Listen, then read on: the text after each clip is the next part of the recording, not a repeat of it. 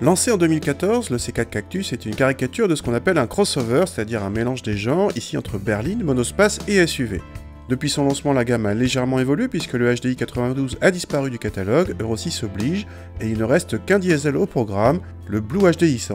Celui-ci est proposé avec une boîte manuelle et depuis peu avec la boîte ETG6 à simple embrayage piloté. Dommage, ce n'est pas encore le AT6, la vraie boîte automatique à convertisseur dont on sait qu'elle arrivera sur le C4 Cactus, mais à une date encore indéterminée.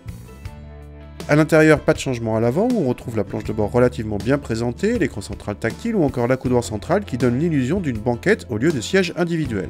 Cette pseudo-banquette n'est disponible qu'avec la boîte pilotée dont le levier est remplacé par des touches et des palettes au volant.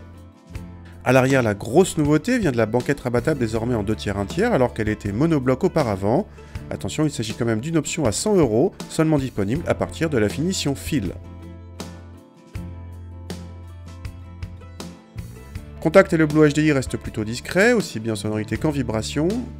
Dans le C4 Cactus relativement léger, ce bloc octroie des relances faciles et les performances sont largement suffisantes pour tous les jours. La boîte pilotée occasionne toujours de gros trous à l'accélération et fait perdre 1 seconde sur le 0 à 100. Mais elle gêne moins en conduite coulée et le rampage facilite les manœuvres. Le C4 Cactus reste très agréable pour sa partie châssis avec un dynamisme presque inattendu profitant de la légèreté de la voiture, associé à un très bon confort général. Si nous persistons à ne pas aimer cette boîte pour son côté agrément de conduite sacrifié, il lui faut reconnaître deux vertus. D'abord, elle n'engendre quasiment pas de surconsommation par rapport à la boîte mécanique avec seulement 2 grammes par kilomètre de CO2 d'écart entre les deux versions. Ensuite, le surcoût à l'achat reste raisonnable puisque limité à 800 €. Généralement, les boîtes auto à convertisseur ou double embrayage dépassent les 1000 €.